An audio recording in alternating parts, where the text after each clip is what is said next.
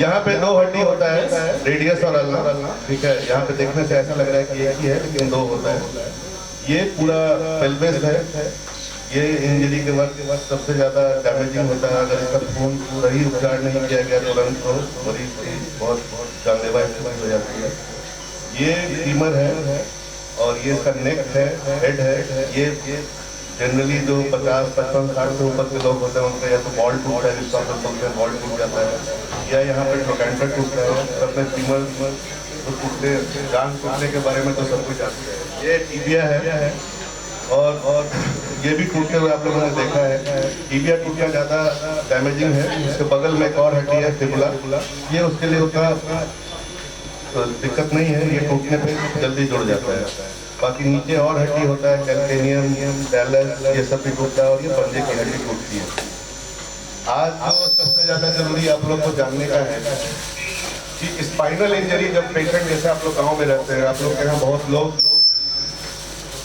पेड़ों पे चढ़ के उससे गिर जाते हैं, तो उस वक्त उनको स्पाइनल इंजरी होती है, जिसपे किसी को ध्यान नहीं जाता है। लोग को ये ध्यान रहता है कि गिरा और क्या टूटा, लेकिन जो सबसे जरूरी चीज़ है ये देखना है कि स्पाइनल इंजरी, जैसे जब पेशेंट जब कोई पेड़ से गिरा या कोई ऊंचाई से गिरा तो उसको देखिए कि पैर में कोई शिथिलता तो नहीं आई है, अपना अंग तो चला पा रहा है कि नहीं पा रहा है। अगर नहीं चला पा रहा है, गर्दन में दर्द है या उसके नीचे दर्द है, हाथ नहीं उठा पा रहा है, पैर नहीं उठा पा रहा है, तो ये शंका, और पीठ में बहुत दर्द बता रहा है, तो ये शंका जरूर रखना चाहिए कि उसको स्पाइनल इंजरी, रीढ़ की हड्डी में चोट लगा है। और रीढ़ की हड्डी में चोट लगने के चलते उस पर नस पे दबाव होता है, जिसके चलते पैर सुन्न हो जाता है, जिसको आप लोग बोलते हैं कि उसको मालिश मार दिया है, पैरालिसिस हो गया है।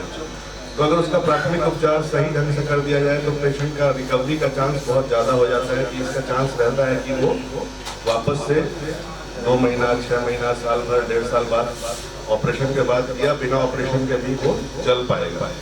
तो उसके लिए सबसे ज़रूरी है कि जब आपको लगे कि कोई पेड़ से गिरा है, कोई ऊंचाई से गिरा है, तो पेशेंट को पहले तो इस पोजीशन में रखिए कि वो पूरी तरह से सांस ले सके। उसके जबरदस्ती उसको जो है कोई आदमी कभी इधर नहीं करे, कभी उधर नहीं करे, उसको एक स्थिर रखिए, गर्दन उसको एक पोजीशन में रख दीजिए। और अगर लगे कि गर्दन की हड्डी टूटी हुई है तो गर्दन के लिए सर्वाइकल कॉलर आप लोग सबके यहाँ अवेलेबल रहता है। अदल बदल कहीं से भी सर्वाइकल कॉलर मंगा के थोड़ा सा लेते हुए और गर्दन के पीछे से उसको आगे बांध देना है। अगर गर्दन सर्वाइकल कॉलर नहीं है तो 2 तकिया इस तरह रख दीजिए साइड में कि गर्दन हिला नहीं पाए वो किसी स्थिति में। रीढ़ का हड्डी अगर आपको लगता है टूटा है तो उसको उठाने का तरीका है, ये नहीं कि कोई भी इधर से भी उठा दिया। उसके लिए सबसे ज़रूरी चीज़ है कि एक बढ़िया मोटा मजबूत चादर रखिए, जिसपे बार बार उसको ले, मान लीजिए जैसे एक बार उठाया तो फिर उसको एम्बुलेंस में डालना होगा या कहीं चौकी पर रखना होगा, फिर आपको कहीं हो सकता है हॉस्पिटल में डालना होगा। तो उसका एक तरीका है, 2 आदमी उसका गर्दन पकड़ेगा, 2 आदमी एक साइड बाएं खड़ा हो जाए, एक साइड दाएं खड़ा हो जाए, उसको पैर पीठ के नीचे से अपना हाथ ले जाए और 2 आदमी पैर जांघ और पैर पकड़े और सब एक साथ। ऐसा नहीं कि कभी हम उठा रहे हैं कभी आप उठा रहे हैं, गिनती होगी। जैसे हम सब डिसाइड करें कि जब 3 की गिनती पे सब एक साथ उठाएंगे, तो जैसे 1, 2, 3 बोला गया तो तीनों एक साथ, सब आदमी एक साथ उठा के उसको एक चादर पर रख दीजिए या मजबूत चौकी पर रख दीजिए, जिसको उसी पे बार बार उसको हिलाने का जरूरत नहीं पड़े। अगर बेल्ट मिल जाता है नंबर बेल्ट तो उसको उसी तरह उठा के नीचे से सरकाते हुए और उसको बांध दीजिए। उसी तरह है पेल्विक इंजरी, जब आपको लगता है कि मरीज मेरा है और यहाँ पे दर्द कर रहा है, यहाँ ब्लीडिंग बहुत होता है, पेशेंट को आपको उस वक्त ट्रांसफर करने से पहले चाहिए कि पेल्विक बेल्ट या लंबर बेल्ट उससे उसको थोड़ा सा कस के बांध देने से यहाँ पे ब्लीडिंग की प्रक्रिया जो है कम हो जाएगी। तो स्पाइनल इंजरी में आप समझ गए कि इस तरह मरीज को बार बार हिलाना डुलाना बहुत नहीं है, एक बार उसको ढंग से उठा के रख देना है। और अगर ज़्यादा हिले डुले नहीं, उसके लिए बगल में चारों तरफ तकिया रखिए और स्टेबल रखिए। उसी चीज़, जिस चीज़ पे आप रखे हैं उसी चीज़ से आपको उसको ले जाना है जहाँ पे भी ले जाना है, जैसे अगर चादर पे रख दी अगर मजबूत चादर पे, फिर चादर का चारों कोना उठा के उसको ले जाइए। स्ट्रेचर पे रखें, अगर चौकी पर रखे हैं तो चौकी को ही उठाइए, नहीं कि मरीज को बार बार उठाए। बार बार मरीज को उठाने से हो सकता है कि जो चीज अभी ठीक ठाक है, हड्डी जितना भी डैमेज नहीं हुआ है, बार बार उठाने से, बार बार मूवमेंट से वो और डैमेज होता जाए चलते। यहाँ से सारा नस निकलता है और जितना भी आप उसको बार बार हिलाइएगा, जितना भी डैमेज होगा वो उतना ज्यादा आपका पैर स्ट्रॉन्ग होने की संभावना बढ़ती जाएगी और रिकवरी का भी चांस घटते जाएगा। क्योंकि जितना आप हिलाइएगा उतना ज्यादा यहाँ पे सूजन भी बढ़ेगा, डैमेज भी बढ़ेगा।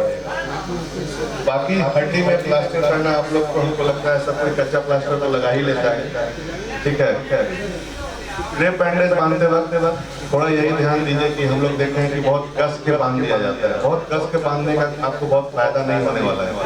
बहुत कस के बांधने से कितना बार उसका ब्लड सप्लाई रुक जाता है, सूजन भी बढ़ जाता है। स्प्लिंटिंग कीजिए, कुछ भी टूट जाए, अगर नहीं है प्लास्टर तो हाथ के चारों तरफ पट्टी बांध के हाथ ऐसा रख दीजिए, पैर के चारों तरफ बांध के क्रेप बैंडेज से या बैंडेज से इतना बांधिए कि आप उसको ऐसा नहीं लगे कि जांप के बांध रहे हैं, दाब के बांध रहे हैं। इतना बांधिए कि वो भी स्टेबल रहे और मरीज का ब्लड सप्लाई भी मेंटेन रहे। बहुत बार आप लोग को लगता है कि हम बहुत कस के बांध देंगे तो बहुत फायदा करेगा। वैसा फायदा तब होता है बहुत कस के बांधने का जब किसी को सांप काटा हो, आपको ब्लड सप्लाई ऊपर जाने से रोकना हो, तो उस समय उस चीज का फायदा होता है। जब स्प्लिंटिंग कर रहे हो तो उसको सपोर्ट देना होता है, ना कि उसका ब्लड सप्लाई डैमेज करना होता है, क्योंकि पहले से ही टूटने के चलते उसका ब्लड सप्लाई डैमेज हुआ रहता है। आपके चलते और डैमेज नहीं हो, इसलिए उसको एक मुलायम हाथ से सपोर्ट के रूप में बांधना है, ना कि बहुत कस के, ताकि आगे और सूजन हो जाए। क्योंकि आप और ब्लड सप्लाई डैमेज हो चुका है, आप और उसको कस के बांधिएगा तो और उसका ब्लड सप्लाई रुकेगा, जिसके चलते बाद में उसको उपचार में हील करने में, स्वस्थ होने में उसमें बाधा उत्पन्न करेगा। ठीक है, इसी के साथ हम अपने विराम देते हैं। धन्यवाद।